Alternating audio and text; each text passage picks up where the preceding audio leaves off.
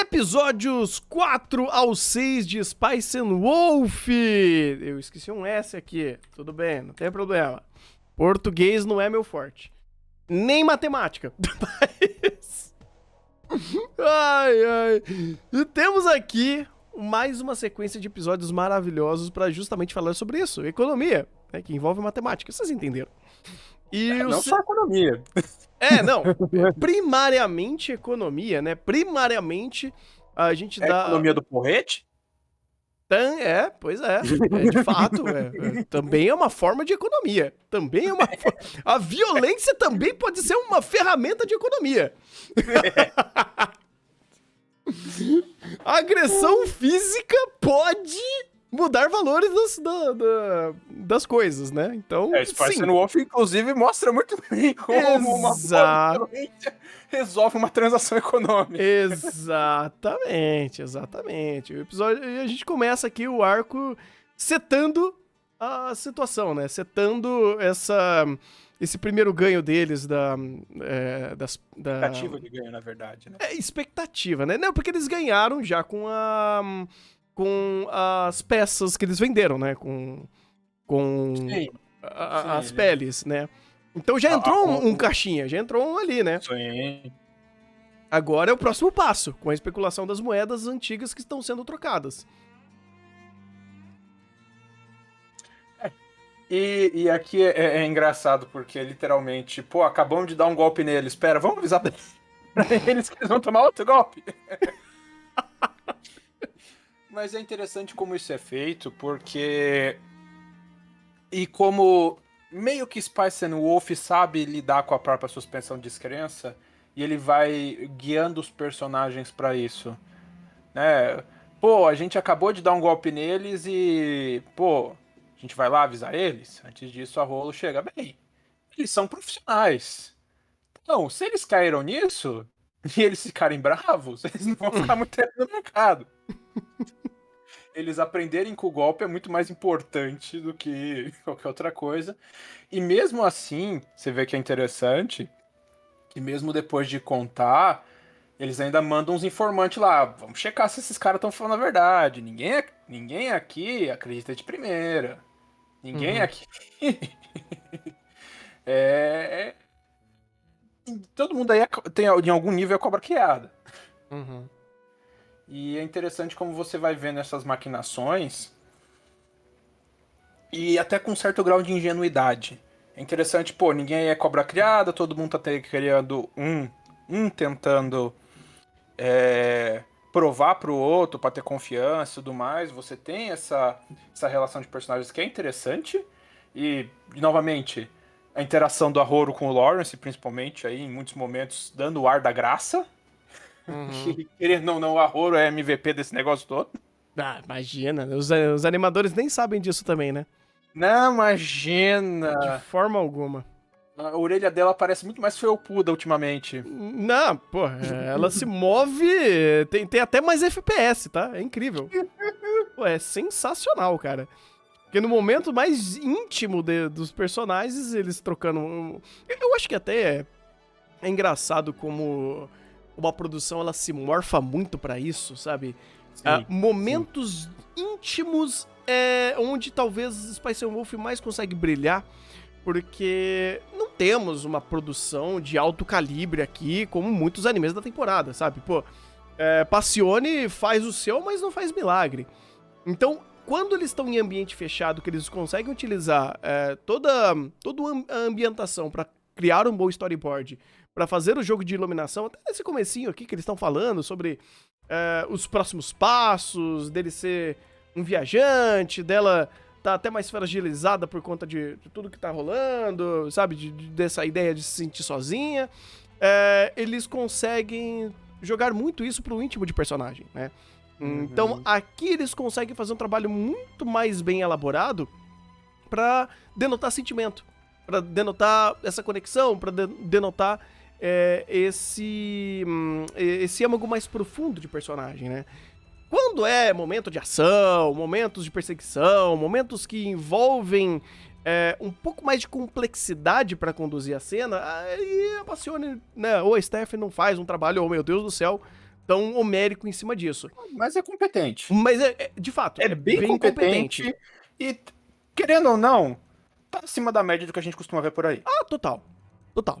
Total. Tipo, ok, nós não estamos com a próxima geração de Sakugão do mundo dos animes. Não, não tá. Ponto. Mas é bastante competente, bastante e acima da média até, pro que a gente costuma ver na temporada. E, querendo ou não, Spice and Wolf não precisa do último nível de Sakugão possível na indústria dos animes. Tanto é que uma animação básica já resolve pra contar a história, porque ela não é uma história de muita luta, de muita ação. Ela tem seus momentos de mais ação, mas não é uma ação battle shownística, é uma ação mais seca, é uma ação mais até mais dura mesmo. Pô, quando mais pra frente a gente tem os episódios que tem a briga no esgoto, não é coreografia de batalha, é porretada. Uhum. É mais seco, é mais agressivo, porque a própria estética e a própria premissa de Spice and Wolf, ele vai mais por uma linha mais de verossimilhança e menos fantasiosa, vamos dizer assim.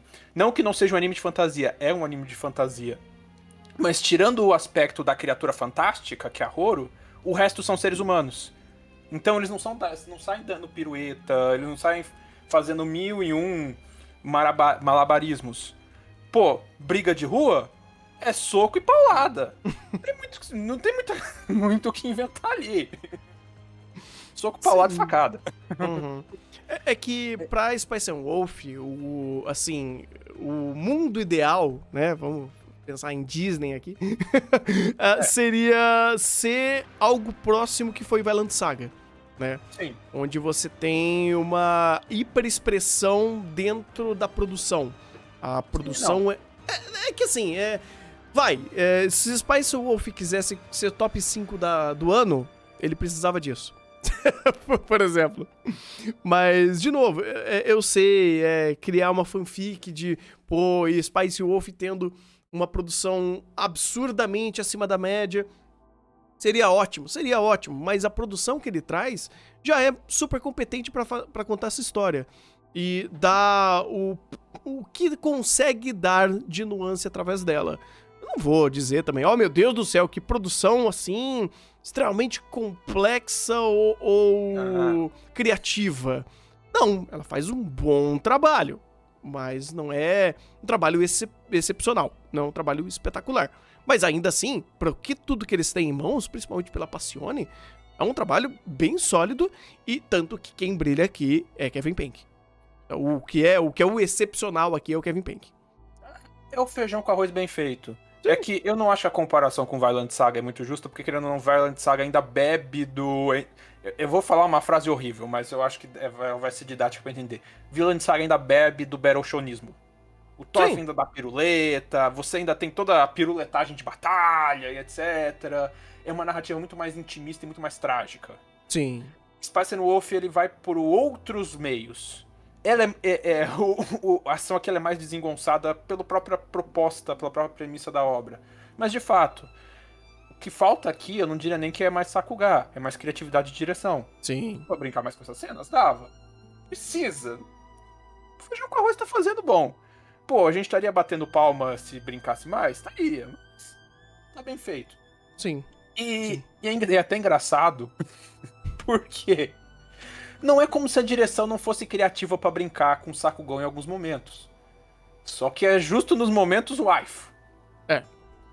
De fato. E é engraçado porque é uma escolha. E é uma escolha interessante de adaptação. Querendo ou não, a gente tá com uma equipe... É o mesmo diretor e o mesmo roteirista da antiga, não é? Acho que o diretor é o mesmo, não lembro se o roteirista é o mesmo. Eu acho que o roteirista é também. Eu vou dar uma procurada aqui. Mas assim, a staff desse remake de Spice and Wolf da antiga, tem muita gente que é da mesmo... Que pegou da antiga pro novo. E é interessante... O antigo não tinha também muita produção, mas é interessante como os dois se diferem, e aqui nesses 3 episódios que a gente tá falando, fica mais claro, no modo de fazer o waifu. A gente já falou algumas vezes, mas repetindo. O antigo, ele não tinha tanta animação, tanta produção pra fazer animação de waifu. E o antigo modificou o roteiro acrescentando novas personagens femininas pra fazer a briga de que é o que eu fico brincando de briga de waifu, que é um dos principais coisas que acontece nesse momento da obra. Aqui não. Aqui essas partes mais sóbrias ficou mais quieto, então você reduz o cast feminino. E em troca, você foca todos os seus esforços em animação em Sakuga da Horo. Tanto é que a gente tem um momento da carroça que é quase um meme. Uhum. Qual o bom motivo pra Horo ficar brincando com as orelhas no meio do nada? De fato. Eu vi aqui o diretor-chefe, o que trabalhou no antigo. O compositor de série, ele não tinha trabalhado no antigo, mas ele é só compositor de série de Monster, então, porra, ele tem muita cartela pra queimar. E o diretor mesmo, ele não fez o antigo também. Ele tá sendo auxiliado pelo diretor-geral, que é do antigo. Ah, ok.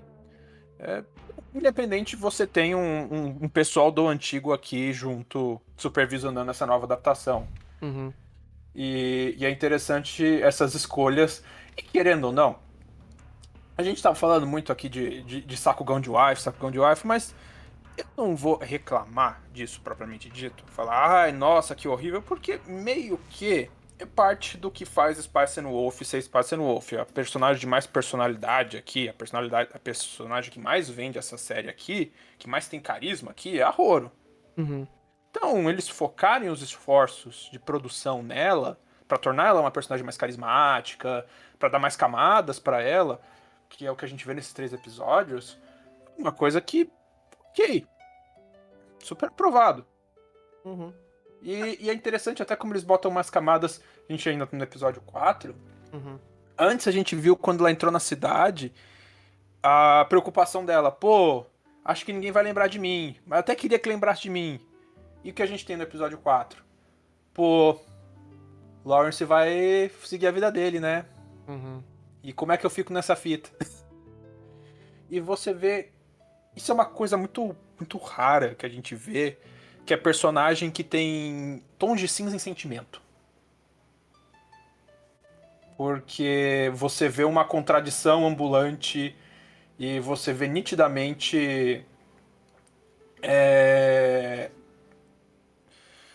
os momentos em que a personagem tá se conflitando com ela mesma, até o momento que ela, bem entre aspas, quebra. E até a brincadeira que eles fazem aí é a quebra que, pô, tá indo pra um momento legal, casalzinho, esquece. Temos problemas. Mas é interessante como ele vai transitando em tudo isso e vai construindo uma personagem num nível de tons de cinza, num nível de complexidade, que querendo ou não é difícil a gente ver em personagem, pelo menos na média geral de personagem. Geralmente ela é tudo bem, é jogar a régua pra baixo. Mas geralmente a gente tem muito lidar com estereótipo, né? Personagem estereótipo, que ela é só o estereótipo. E a Horo não. A Horo tem a sua base geral de comportamento, mas com base na situação você vê que ela, vamos dizer assim, a resposta dela e a reação, os sentimentos dela interagem por âmbitos muito mistos. E esses 3 episódios mostraram muito isso.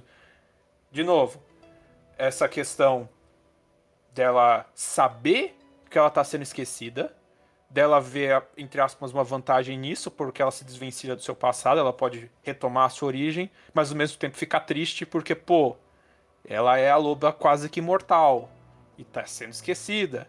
Os companheiros dela estão sendo todos indo e ela tá ficando. Então você tem essa dicotomia. E é uma dicotomia que ela, pô, agora ela achou um cara que ela tá gostando muito, que é o Lawrence. E aí, ele vai seguir a vida, o que eu faço, etc, etc. E depois, quando a gente tem lá mais pro episódio 5 e 6 a questão do conflito, isso retorna de novo. Pô, o carinha da vila dela lembrou quem é a Horo. Mas lembrou por uma forma muito positiva. Daí, novamente, interessante criação de tom de cinza, criação de camada, de complexidade de personagem. E você tem a contrapartida dela, o Lawrence, que é o nosso tsundere.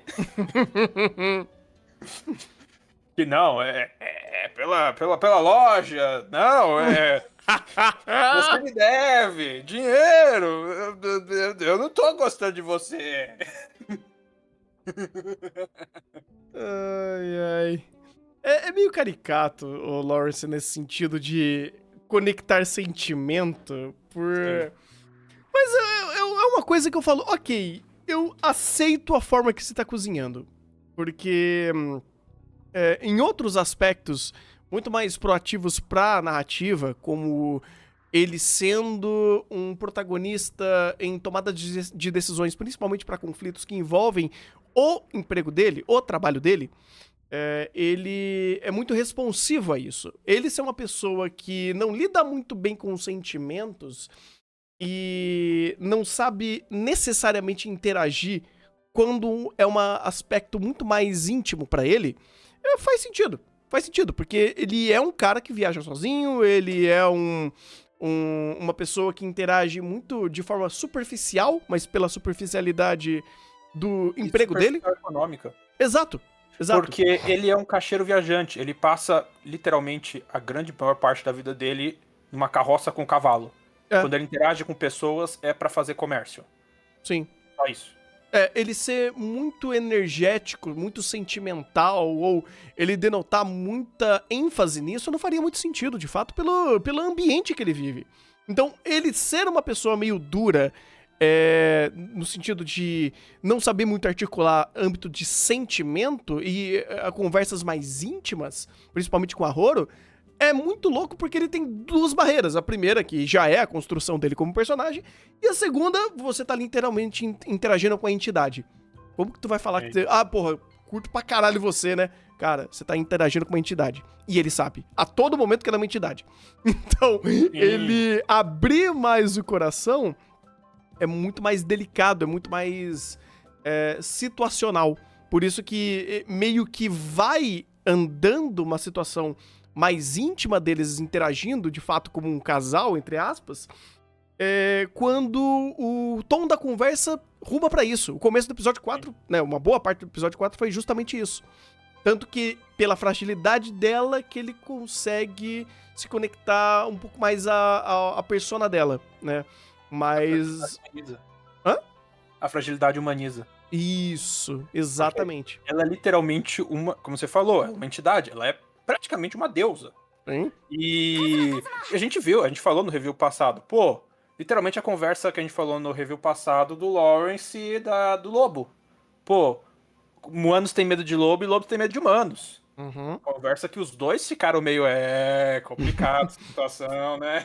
Sim. Fora que o Lawrence já mostrou abertamente, ele tem medo de lobos. Ele já sofreu muito na mão de lobo. E a Horo tem essa entidade aí que tem uns passados meio complicados por trás. Então, ponto... E isso é interessante e eu coloco até como ponto positivo. O ponto em que ele consegue ver humanidade na entidade é quando ele vê essa entidade frágil. Quando ele vê essa entidade que a todo momento tá tão superior a tudo. No lance das moedas, a Horo percebeu logo de cara que tinha alguma coisa. Ela facilmente percebeu a redução da prata. A Horo é a personagem que tá sempre por cima da situação a quase todo momento. Ela tá sempre praticamente um passo à frente a quase todo momento. Inclusive, na conversa das peles. Sim. A Horo não sabe que é a vida de comerciante. Mas só de observar um pouquinho o Lawrence e perceber a situação, peguei... Opa, pera. Acho que dá pra fazer aqui. Deixa eu brincar um pouco. Então é uma personagem que tá sempre por cima. E a hora que ela demonstra fragilidade e se coloca pra baixo, e se coloca nessa situação de baixo, é onde ela expressa a humanidade. E nisso o Lawrence se conecta com ela. E é uma cena muito bonita. Sim. Tanto que nuances de conflito que dão mais essa beleza pra Space Wolf. Você teve necessariamente 3 momentos bem íntimos de conflito de personagem. Ou de perspectiva de personagem. O primeiro momento no episódio 4 dela mostrando essa fragilidade pra ele, né? Mostrando essa solidão que ela sente.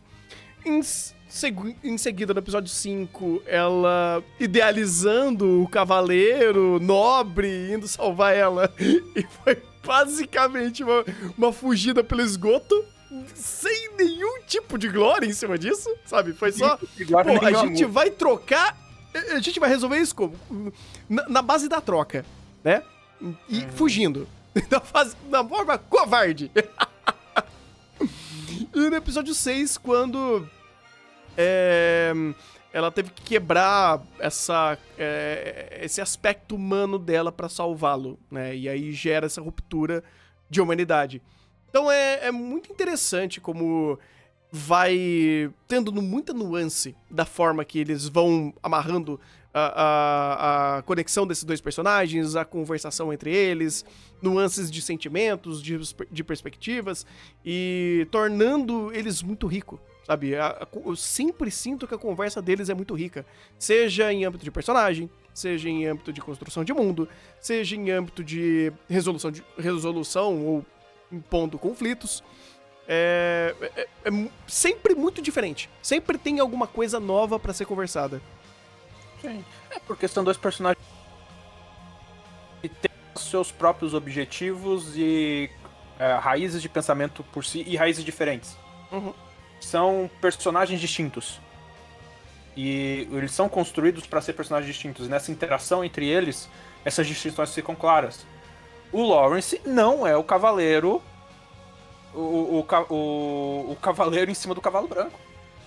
Ele é o comerciante que mal tem alguma habilidade física porque ele tem que ficar andando por aí. Não é nem atleta. A estamina dele é de alguém que só viaja muito. Como que ele resolve esse problema? Pegando esse ponto forte dele. Pô, eu sou um comerciante. Beleza, me abriguei lá. O que eu faço aqui? Como é que eu resolvo o problema? Negociando. Uhum. Não tem como eu chegar lá querendo ser o Arumaito, dando socão em todo mundo e resolver o problema. Não, eu preciso de mais gente. Até porque, pô, esse pessoal tá disposto a invadir e atacar, tipo, a segunda maior companhia mercantil da cidade. Pô, se eles estão, segundo ou terceiro, se não me engano, eles falaram, se eles estão dispostos, se eles estão com bala na agulha pra atacar esse tipo de gente, quando eles atacaram o Lawrence, pô, sinal que tem gente maior ainda por cima. Uhum. Então, não faz sentido. E nisso, a gente tem toda a conversa que se desenrola do Lawrence, e é uma conversa muito interessante, porque não é como se, e novamente, Spice and Wolf dando complexidade pra mais de um personagem. Pô, chegou lá na companhia Milone, o Lawrence foi conversar com o chefe ali daquela repartição. Legal. A gente vai te ajudar? Não. De primeira, não. O que a gente ganha com isso? Exatamente. Ah, putz, grila. Caralho, vocês vão me deixar na mão? É. Mas, ó, não é como se a gente não entendesse a situação, não é como se a gente não tivesse empatia pela sua situação. É que, se a gente for de cara aberta assim, sem pensar em nada, a gente se ferra junto. Uhum. E daí todo mundo se ferra, daí não tem salvação pra ninguém. Então, ele, o personagem que está fora da situação e que por isso consegue ser mais racional, o Lawrence está no modo 100% emocional e ser coerente, apela pra situação. Olha, só com isso a gente não pode te ajudar. Mas o fato de, em vez deles terem atacado diretamente a gente, ter atacado por meio secundário através de vocês, sinal que vocês têm algo que é muito importante. Uhum. Pensa. E daí a dica chega com o espelhinho da Roro. E a carta de ameaça. Uhum. Daí chega no momento que você fala, ó, tem uma força aqui que, independente da situação, ataca você. Então eu também agora é de interesse, agora a gente vai negociar, agora a gente vai fazer tudo, agora a gente vai correr atrás da situação para fechar esse contrato, né, essa questão econômica aí, que é o de interesse de todo mundo, que é o lucro, antes de todo mundo para ter o que barganhar. Porque ambos estão buscando a mesma coisa. São os direitos sobre aquela moeda, os direitos sobre posses de emissão ou de exploração daquele ducado que emite aquela determinada moeda, que é a Trenin, moeda de Trenin, alguma coisa assim. Moeda de prata de Trenin, alguma coisa assim. Uhum. Que é o que vai ser desvalorizado. E daí você tem essa construção feita. Pô, Vamos raciocinar. E vamos raciocinar sem perder a perspectiva do de repente, o Lawrence virar o L frio e calculista e hiperracional. Não, beleza. O personagem, ele ainda tá mais emocional, ele respeita as suas premissas. O outro, ele tem empatia, mas ele também tem um papel a cumprir, ele tá mais afastado, então ele tem outra perspectiva, tem outro modo de ação, tem outro modo de olhar, e você respeita tudo isso na conta desse papel. E querendo ou não, nós estamos ali na transição da alta para baixa Idade Média, nós estamos ali no momento de ascensão do capitalismo, e essas companhias de comércio já estão começando a ter bastante poder. E já estão começando a ter bastante poder, e já estão começando a ter bastante treta entre elas. Então uma companhia de comércio que tem porte para aguentar essas tretas, também tem porte para ter uma série de radiações ali que podem ser exploradas quando convém. E novamente é interessante como é que eles vão fazendo isso, né? E aqui eu dou um tom até, um aplauso melhor para o remake, porque a construção de ambiente enquanto montagem de desenho de cena aqui foi muito mais interessante, porque de fato aqui a cena parece que são passagens secretas. No antigo, a cena, o que aconteceu mais ou menos é basicamente o mesmo, mas os detalhes de cena já mostravam outras coisas. Pô, no antigo, aquela pedra que eles levantaram para revelar a passagem subterrânea realmente parecia uma tampa de bueiro, parecia deslocado do cenário. Aqui não, você vê uma preocupação para o negócio ser realmente mais escondido, para as passagens ser mais estreitas, ser mais claustrofóbico. Então você tem uma preocupação de ambientação aqui até um pouco melhor. Claro, tem seus até uma questão, talvez uns errinhos de continuidade, não sei. Tem uma hora que a passagem tá um pouco mais parece tá um pouquinho mais estreita, na hora que ela parece tá um pouquinho mais larga, parece que não tem uma continuidade muito boa. Se você parar pra pensar muito, é uma passagem de esgoto na Idade Média, o povo tá literalmente andando em cima da água, mas... Ele não vai hiperracionalizar muito. Apenas o suficiente. Apenas o suficiente. Apenas... Mas já é uma boa colocação, já é um bom ponto. Pô, torna crível a situação. Torna crível. Não que o antigo não fosse, mas é um detalhamento a mais. Sim. Pô, se no antigo se no review passado a gente tirou o sarro, pô, o cavalo tá dormindo deitado, isso tá errado, o cavalo dorme em pé. Que a gente dá ponto novo. Mas aí também seria uma megalomania muito louca da história se ela quisesse levar em consideração esses aspectos de world building também. Porque daí aí, cara, você estaria construindo um mundo com um pente muito mais fino. Porque daí você estaria me dando o contexto do porquê existem as redes de esgoto, como elas funcionam, do acesso a elas, do conhecimento sobre elas, o quanto isso pode ser utilizado em prol até de outras pessoas usar isso como uma via B de acesso. Eles falaram um pouco disso. Eles foram conhecidos principalmente pela igreja para fins práticos de escoar essas coisas, mas também para fins de rolar coisas ali que não podem ser à vista do público. Então, sim. Só que é por cima, é superficial. Tipo, eles não detalharam muito isso. Sim. Tipo, é aquele negócio. Porque existe uma rede de canais debaixo da cidade. Qual é o bom motivo dela ser utilizada, por quem é utilizada e aonde entra e onde sai, sabe? E qual é a facilidade de você, tipo, jogar um monte de minion ali dentro pra caçar o Lawrence e o mapeamento disso, porque você já tá lidando com uma rede de mercadores que já tem até poder de fogo, né? Então, eles dominarem esse lugar, ou eles conhecerem os acessos, é muito mais perigoso. E aí você começa meio que tridimensionalizar demais o plano e a cena e o contexto. É um pouco mais complexo fazer essa amarração. Não que Spice Wolf não tenha feito de uma forma funcional, mas se ele quisesse, assim, expandir a visão sobre esse pequeno ambiente, dava muito bem. né? Assim como tantas outras coisas que Spice Wolf poderia fazer. Mas eu não acho que isso seria tão mais necessário. Tudo que ele foi montado já é muito plausível para fazer a continuidade do andamento do conflito. Tanto que, sim, o fato deles estarem sendo perseguidos por ter várias redes de acesso já tornaria isso uma perseguição, né? E eles tendo que meio que dar um jeito de conseguir sair do lugar que já está sendo todo mapeado. E eles tendo poder de ação, tendo um pequeno contingente ali de soldados, vamos dizer assim, ou de mercenários, eles poderiam, de fato, já ter essa galera ali dentro e fazer toda a perseguição. Tudo é muito plausível da forma que foi. Principalmente caçando uma entidade que eles queriam vender pra igreja, né? Então, porra, a cabeça dele tava em jogo, joga dinheiro na equação, contrata meia dúzia de calango pra ir no esgoto com porrete e tocha e bora caçar.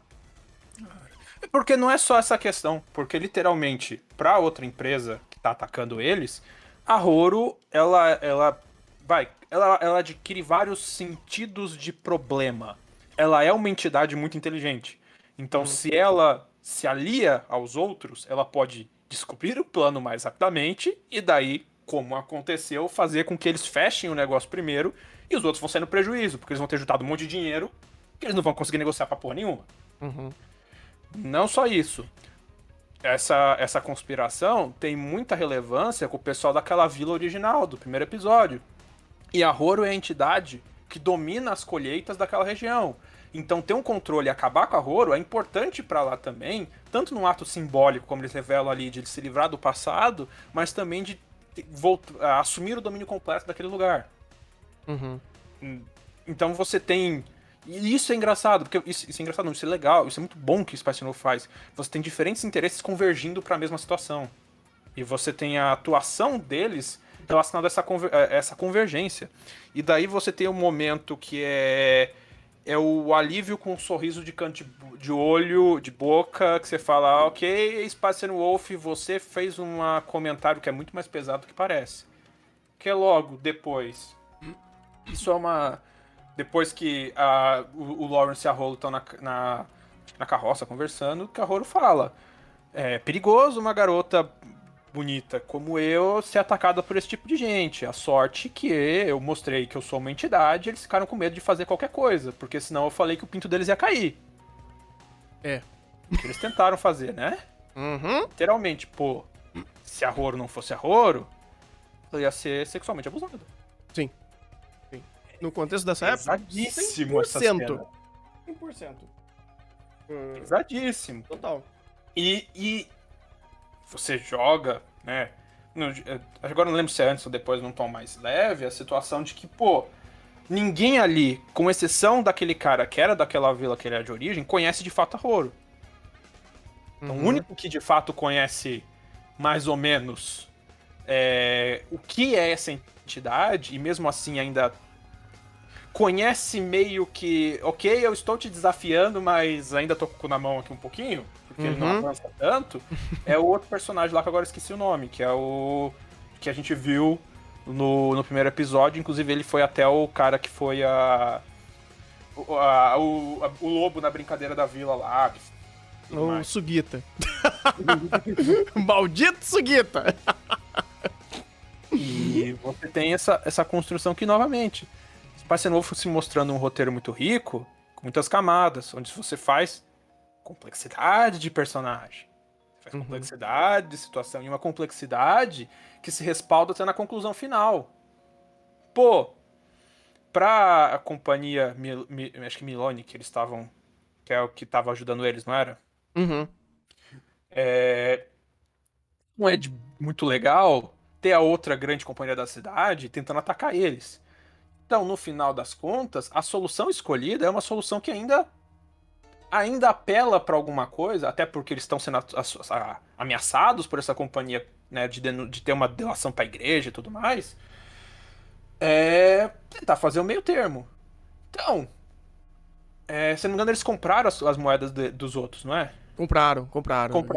De novo, pô, eles compraram as moedas. Ou seja, eles conseguiram terminar de garantir o que eles precisavam pra fechar o acordo. Eles precisavam de moeda. Ambos não tinham terminado de coletar. Mas eles foram lá e fecharam a promissória primeiro. Né? Você faz um contrato futuro. Fechou o contrato futuro. Depois eles têm que entregar as moedas. Pô, pego, faço um acordo com o resto ali, pego as moedas que eles já coletaram e fecho o contrato. Uhum. E entre aspas, win-win. É win-win, pero no mútil, porque eu gosto como o plano é bom, mas ele pauta do ponto de vista que o mundo é vivo. Então, uma articulação de um lado remete a uma articulação do outro lado. Então, beleza, deu certo, tal, fez todo esse trâmite, mas o outro lado não estava não fazendo nada também. E até quem estava emitindo moeda já estava recolhendo a outra. Então, até é legal que isso é utilizado para quebra de expectativa de, pô, agora eu tô rico, né? O Lawrence falou, caralho, ganhou uma bolada. Não ganhou. E ainda tem... e ainda tudo que tu ganhou, alguém já usou uma parte. Isso é puta vida. Já usou mais. É verdade. Ele agarrou, não gastou mais do que ele ganhou com as moedas. Ele saiu no vermelho. Ele saiu muito no vermelho. Muito no vermelho. Mas é interessante isso. Tipo, pô, meio que o movimento da situação, por mais que a gente esteja numa ótica muito mais, assim, exprimida ali, porque a gente tá meio que vendo o Lawrence só tentando sobreviver e fugir de uma situação, né, de uma enrascada que fizeram pra Horo, o bagulho tá rolando. As informações estão ali batendo no ping-pong. Então, tudo que aconteceu, por mais que eles tinham informações premiadas, não foi o suficiente pra meter o jackpot ali. Pra ganhar, pra sair por cima da carne seca em todos os aspectos. Porque ainda teve uma parcela de ganhos, uma parcela de lucros divididos entre a outra empresa, outra companhia. Quem tava emitindo as moedas já estava também se preparando pra isso, porque eles também não iam ficar dando dinheiro de graça por aí, né? Eles também precisavam recolher.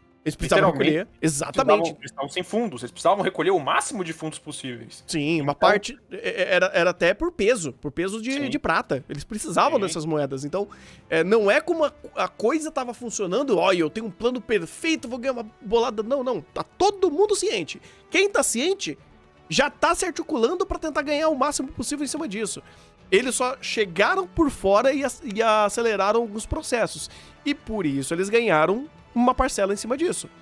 Mas, assim, não é a bolada, oh meu Deus do céu. Tanto que ele falou, nesse trâmite todo, valeu muito mais a negociação a longo prazo e as conexões feitas em cima disso do que, de fato, o montante gerado nesse primeiro movimento.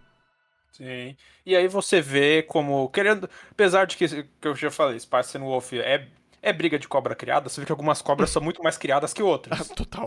Você vê que o Lawrence aí é o patinho inocente comparado ao resto. Sim. E o Lawrence não é lá tão inocente assim. Pois A gente já viu, ele é um bom comerciante, ele tem uma boa, vamos dizer assim, bom instinto. Tanto é que quando a gente falou na coisa passada, ele não ia cair tão fácil nesse golpe da moeda. Uhum. Tinha um bom instinto em relação a essa situação. Agora, até isso eu acho até interessante, porque você pode levar até pro aspecto de construção de o que é esse personagem nesse mundo. Pro Lawrence, o lucro mesmo tá nessa transação imediata, porque ele não mexe com tanto volume de dinheiro. Uhum. Mas para outra empresa que a qual ele negociou ali, a companhia Milone, saber que daqui a X meses essa moeda aqui, que é uma das principais usadas, vai ter uma desvalorização desgraçada, pô, por mais que eles não lucraram muito agora, mas pro futuro... O dinheiro que eles vão deixar de perder é gigantesco. Sim, sim. Então, é até interessante como você vê. E esse é um tipo de preocupação que faz menos sentido pro Lawrence. Tudo bem, ainda afeta ele, mas ele não mexe com volume de dinheiro suficiente. Ele tá muito mais lidando com moedas à necessidade de cada lugar. Porque, de novo, nós estamos na transição da alta para baixa idade média. Cada lugar usa uma moeda diferente. Só que a gente tem, nos episódios anteriores, ele conversando com a Horde. Não, moeda essa aqui, tem essa daqui, tem a outra lá, tem não sei o que. Esse mosteiro emitiu essa moeda, esse ducado emitiu a outra, esse aqui emitiu a outra. 400 mil moedas. Sim. Então ele tá muito mais à mercê do que moeda é aceita em cada lugar do que uma companhia grande que mexe com grandes quantidades disso, que aí esse fluxo, essa transição de valores pesa muito mais na balança. Sim. E Fisicamente é difícil pra ele também, né, pô? Como que ele vai lidar com alguns quilos de moeda? Porra, tanto impossível. é que ele não pegou o valor em moeda, né? Nem dava. Pra ele não valeria a pena. Pô, Sim. ele andar com muita moeda viva é péssimo. Sim, ainda mais. Pô, ele. De novo, nós estamos na transição da alta idade da baixa idade média. Ele ia levar, acho que 70 moedas de prata. Pô, isso é fácil uns 4, 5 quilos de prata. É. No meio da estrada, no meio do nada. Só ele e o cavalo. Vamos desconsiderar Roro. É. Vou tirar o exódia dali. Pô. Tem como não. Perigoso. Tem condição não. Aí, o autor faz a brincadeirinha pra fazer a piada com o nome do anime, né? Pra literalmente a gente falar o nome do anime. Pô, eu quero pimenta, eu quero tempero. Porque eu tô viajando com tempero e com a lobo. Pois é. Pra ele faz muito mais sentido. Sim, sim. Ai. Tenho mais 2 pontos pra falar, que eu queria falar. Um é um aposto geral sobre essa questão de valor de moeda. E o outro é falar um pouco mais a diferença do novo e pro antigo nesses diálogos que a gente teve, principalmente no episódio 6. Não sei, qual você acha que tem algum outro ponto pra falar? Qual que você prefere que fale primeiro? Pode seguir na sequência que você que você ordenou. Beleza. Queria fazer um apostozinho, que eu sei que vai deixar muita gente puta. Porque eu sei que não é tão consensual em termos de senso comum geral. Mas eu gostei da forma como Spice and Wolf tratou essa questão de desvalorização monetária. Thunder, por que essa moeda tá perdendo valor? Por que ela tá perdendo valor? Pelo que eu entendi, era pelo peso. Né? Pelo peso Pela pureza, né? pela pureza dela. E por emissão. Quem emitia. Porque daí é um hard power de quem emite a moeda. Sabe? O reinado que emite aquela moeda, ele tem muito mais controle dentro do mercado interno dele, por conta que ele tem o domínio da moeda. Então, pra ele faz muito mais sentido. No caso ali do Cado, não é reinado, Isso. a gente tá na...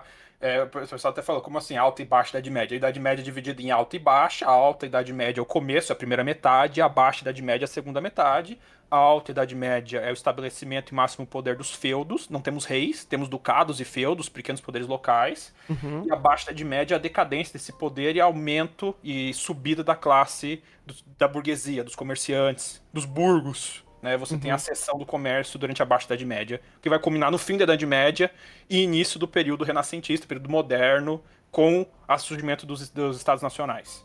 Daí você vai ter reino. Nesse daqui, quem manda, quem é o topo da pirâmide da região, não é um rei, é um duque. É um duque. Um duque. Ah, tá. Porque também não seria a igreja. A igreja não... A igreja sim, a igreja manda em tudo.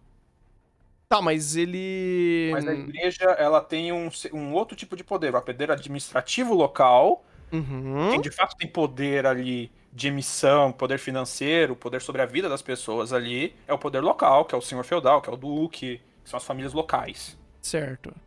Tanto é que, quando o Lawrence se abriga na Companhia Milone, e os caras vão tentar atacar a companhia, o cara de dentro fala, o Duque tá aqui. Ponto. Sim.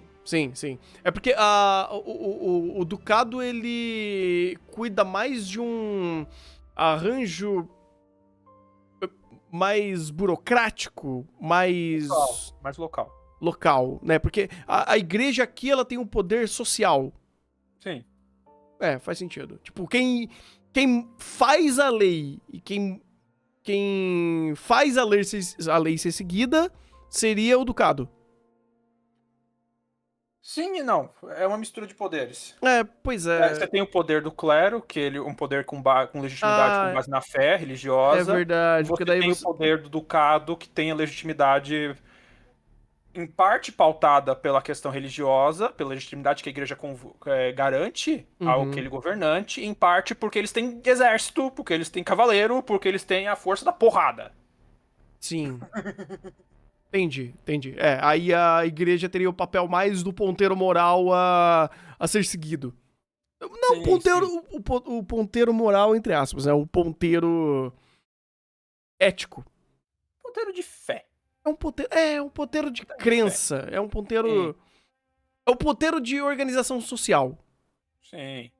Aqueles que E, falam que é certo ou errado você fazer, e se você fizer errado perante aos olhos da igreja, tu tá fudido. sim, porque literalmente. Aí é que aí Spice Wolf não vai se aprofundar tanto nas minúcias do período medieval, mas em teoria a igreja colocava uma série de regras ali de condutas e a igreja podia ordenar assim, se ela quisesse que você fosse morto ali, porque ela tem a legitimidade total sobre todos. Uhum. Ela é quem legitima o poder dos governantes, então ela tá acima deles. Entendi. Ela poderia excomungar, que teoricamente cristão não pode matar cristão. Daí você tem o advento da excomunhão, que é você faz a pessoa, fala que agora aquela pessoa não é cristã. Daí você Uhum. libera pra matar ela. Ou pra matar aquela cidade. Entendi. É pagão, então aí pode apagar ele. É. Mas voltando à questão, eu gosto dessa parte, desse episódio de desvalorização da moeda, porque Uhum. ele traz uma visão mais complexa ao que a gente geralmente vê de senso comum em relação à desvalorização monetária. E aí que eu falo que eu vou deixar muita gente puta, porque isso vai meio contra o senso comum. Eu já vou deixar bem claro que eu não sou economista, eu sou engenheiro agrônomo, eu só tive 3 disciplinas de economia na grade de graduação e eu vou estar falando em função do que eu aprendi nessas disciplinas. Não é grande coisa, mas só deixando o disclaimer bem claro. Uhum. Eu gosto disso porque geralmente o senso comum que a gente vê vai desvalorizar a moeda em Spice and Wolf porque eles vão emitir mais moeda. Eles vão emitir mais e por isso o valor da moeda cai. Uhum. Quando o anime é bem claro em falar que não, vai diminuir, por quê? Porque o valor de prata da moeda vai cair. Porque o valor agregado ao lastro dela, que é o metal precioso, e consequentemente ao indicativo de poder daquele que emitiu aquela moeda, que é aquele ducado, vai cair. Se o ducado emite de moeda com pouca prata, é sinal que ele tem pouca reserva de metal precioso. Se ele tem pouca reserva de metal precioso, então as finanças daquele ducado não são tão boas. Então, a confiança e a expectativa financeira, a saúde financeira para fazer negócios com aquela determinada região, com aquele determinado poder, fica baixa. Então, a pureza da moeda é tanto indicativo do lastro dela, do valor que ela tem em função do metal em si, mas indicação do poder econômico daquele que a emitiu. Como esse indicativo está caindo, o valor da moeda vai cair. Por quê? Não porque você tem necessariamente mais moeda, mas porque o poder por trás daquele emissor, nessa situação aí, que a gente tem uma moeda com base em lastro, uma moeda tem um lastro físico, metal, tá caindo. E é interessante. Como o Spice Wolf, querendo ou não, já falar de economia, já complexificou um pouco mais essa coisa. Porque, querendo ou não, eles já. Não sei se o Thunder teve essa mesma impressão, mas eu gostei disso, que ele sai um pouco desse diálogo do senso comum de emitiu mais moeda, vai cair o valor da moeda. Não é bem assim que funciona. Claro, Eu nem né? tinha Não dá pra ser pensado. emitindo dinheiro à torta e à direita, mas Sim. não, a conta não é 1 para 1. Não é assim bem que se faz, né? Eu não senti isso, eu nem pensei nisso, na verdade, porque logo do começo eles já me falaram, o lastro, ele tem um valor agregado à própria nota, né, à própria moeda. A Sim. moeda tem valor. Por quê? Porque ela tem um metal que esse metal tem valor. Então ela já tem um certo valor agregado a ela como uma entidade de troca, né? Sim. Então, fazer uma moeda que pesa muito, ou que tem muito material, muita matéria que é mais cara, ela pode ser especulada de uma forma maior. Porém, se você consegue fazer uma moeda que ela tem um controle interno forte, mas ela como um todo não custa tanto pra jogar pra mesa, é mais agregativo pra quem tá fazendo.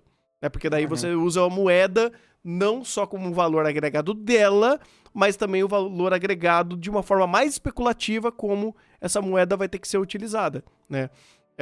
Mas você falou uma coisa que... O golpe da moeda, inclusive. Hã? Que é o que eles tentaram fazer com o golpe da moeda, inclusive. Exatamente.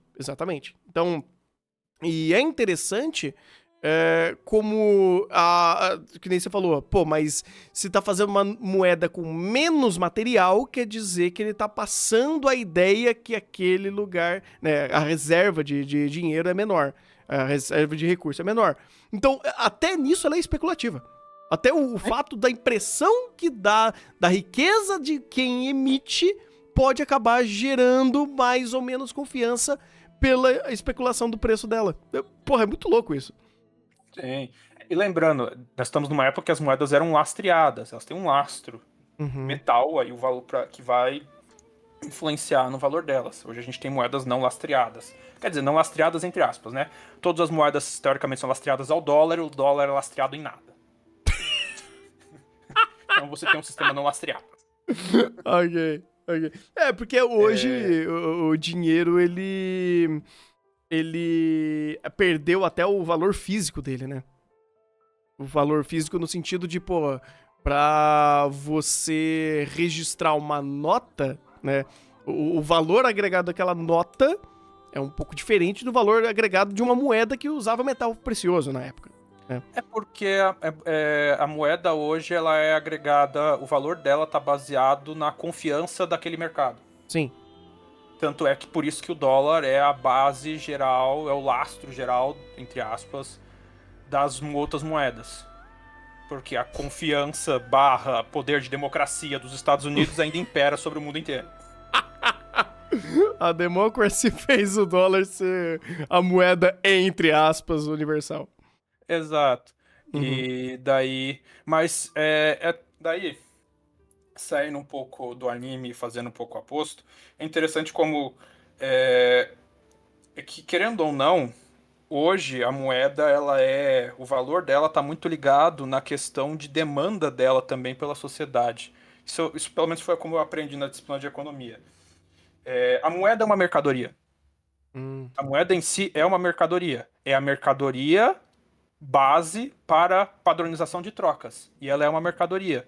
A partir do momento que a moeda perde o seu lastro, o valor dela está intrinsecamente ligado à demanda dessa mercadoria em função das outras atividades econômicas. Como a moeda é a mercadoria que é a mercadoria básica para a realização das trocas econômicas, com base em quão essa moeda está sendo demandada para realizar essas trocas, você vai ter uma demanda maior ou menor por ela. Essa demanda, sendo uma mercadoria, vai fazer com que o valor dela seja maior ou seja menor. Então você tem o valor da moeda muito ligada à questão da atividade econômica, da necessidade dessa moeda enquanto mercadoria para a realização das trocas.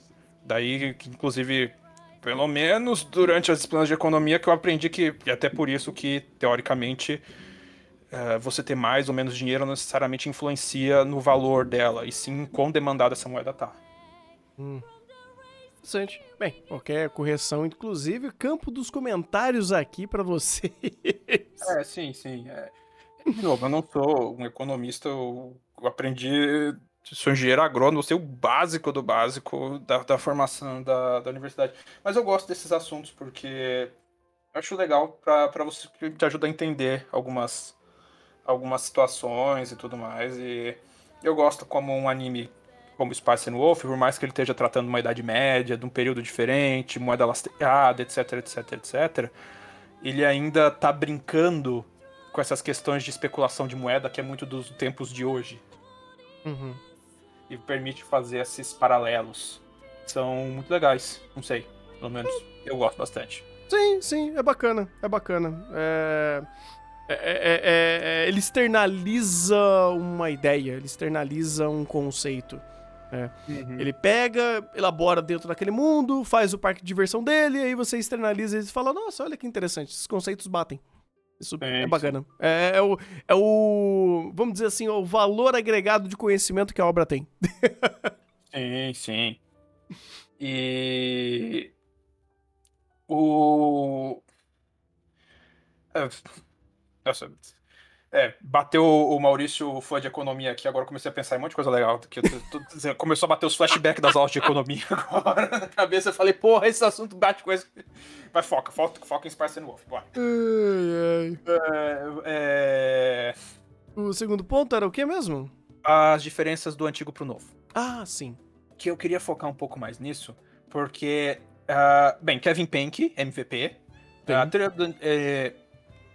meio que a trilha sonora é parecida nos seus estilos, mas porque, né, meio que não compete muito, não sair muito do estilo do antigo, que é aquela música mais remetendo a música de RPG medieval, aquelas músicas, entre aspas, de ambientação medieval, não compete muito sair disso, né? Não dá pra botar um funkão, uma música eletrônica.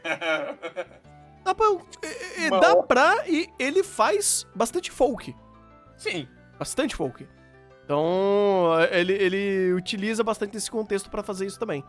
Então, pra ele consegue usar alguns estilos agregados a esse soft fantasy que ele tá fazendo aqui. Então, Sim, é bem sim. bacana. Sim, é que ele não tem muito como sair disso. Não, mas nem precisa. Pô. pra Spice Wolf não casa, não cabe esse articular além, sabe? Uhum. Mas, de novo, quem brilha que é o Kevin Penke, mas eu queria fazer alguns méritos à direção.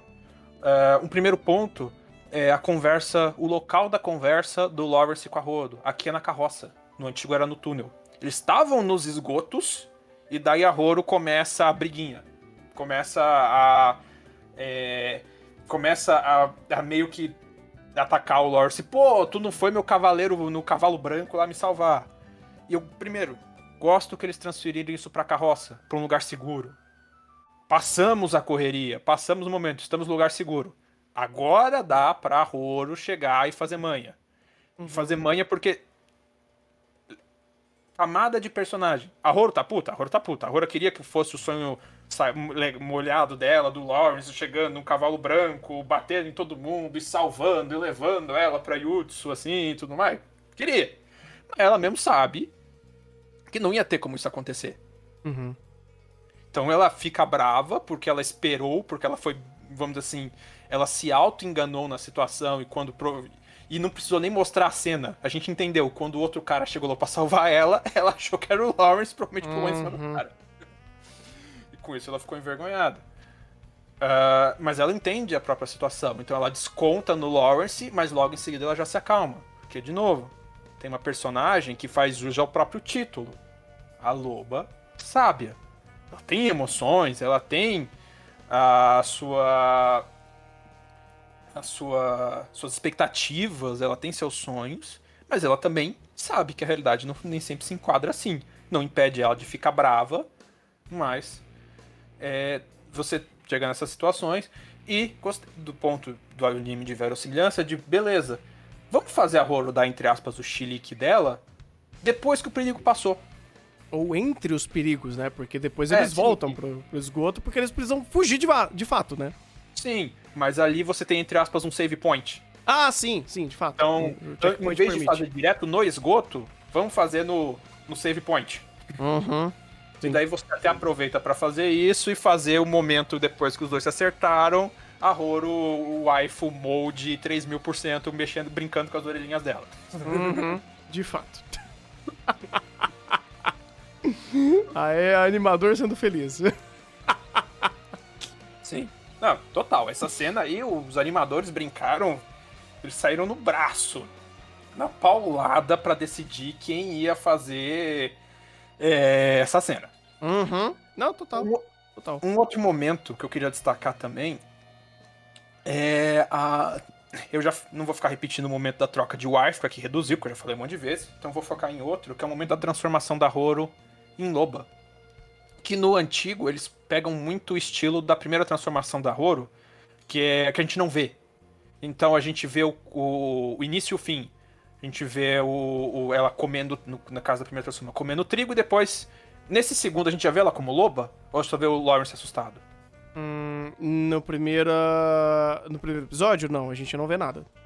Então, tipo, você tem um mistério em relação a isso. No antigo, ela é, entre aspas, se eu não me engano, mais visceral, no sentido que ela morde o Lawrence. Aqui ela só pega a ferida, aproveita que tá sangrando e bebe o sangue dali. Uhum. Mas você tem Kevin Penke puxando a situação com a trilha sonora e a direção storyboard pegando pra mostrar o close da transformação pela metade. Uhum. E isso eu achei fantástico. Que é aquele close antes da explosão de vez a Horo virar a loba gigante, que transforma de uma vez, você tem a fase intermediária. Ela humana, mas com a boca já deformada. Uhum. E daí você entende a situação, tipo, ok, isso não é humano. E não é legal de ver o processo, inclusive, porque é a segunda vez que ele vê. Sim. E porque as duas formas da Aroro não são, vamos combinar, as duas formas dela finais não são assustadoras. É um lobo e querendo ou não tá com os traços muito mais arredondados. Tá mais pra um cachorro. Sim. Até pelo padrão de cores. E a lobo e a Horo Wife não é lá muito assustadora. Uhum. Você mostrar, isso que é a diferença do antigo, você mostrar esse padrão intermediário, até com sangue escorrendo da boca, eu achei muito legal, porque sim, esta entidade aqui não é esse mar fofinho que vocês estão imaginando. Então você tem essa cena que ela é desconfortável, se não me engano, a trilha sonora já tá puxando aí em relação a isso, já tá puxando emoção e tudo mais. Então você tem esse casamento de direção e direção, composição de série, storyboard ali, colocando essa situação que eu achei muito boa, muito bem feito, uma escolha. Aplaudo novamente esse remake de Spice and Wolf.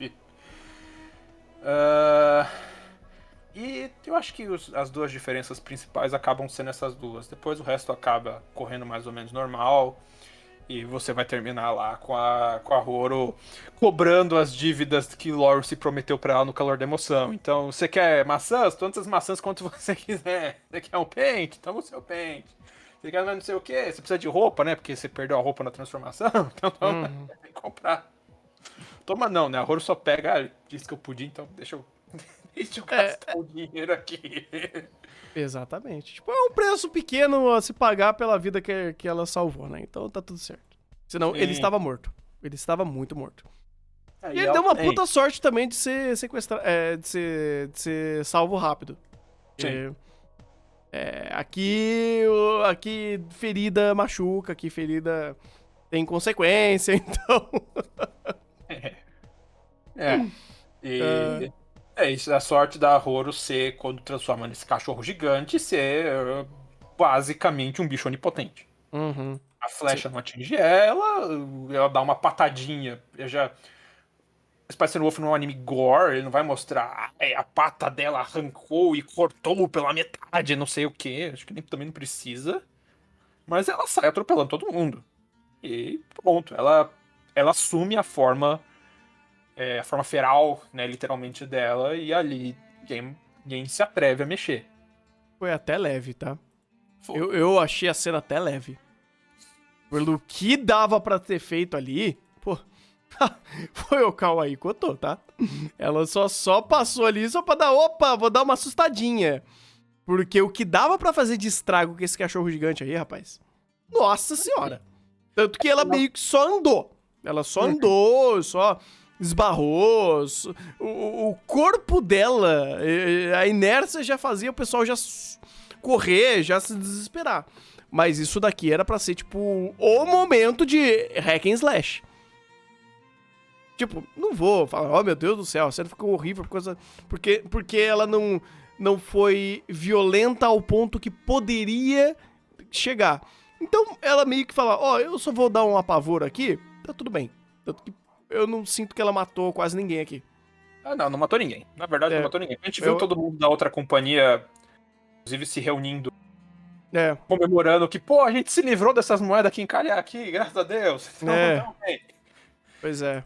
Então, E- ela não quis matar ninguém, mas se fosse o intuito de, e fosse nessa pegada leve que foi, aí eu falava, né, não combinou muito, não combinou muito. O fato dela não ter matado ninguém, eu falei, ok, eu aceito do jeito que foi.